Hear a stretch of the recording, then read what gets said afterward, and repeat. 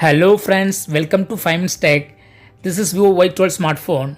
In this video, you will learn how you can make your wallpaper changing automatically on your phone Vivo Y12. First of all, go to the settings and click on lock screen, home screen and wallpaper. Click on lock screen poster. Here click on wallpapers being used. These are all the system wallpapers that are already used. And click on add local wallpapers and click on camera folder and select the photos to be added. So you can add your own photos to the wallpaper list. Click done finally and be adding. Just wait. Yes, these are all the photos that are added now. Now press on lock screen button, that is power button.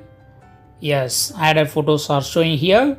It will be changing automatically each time when you press the power button. So in this way, you can easily add photos to the wallpapers that is changing automatically in your phone Vivo Y12.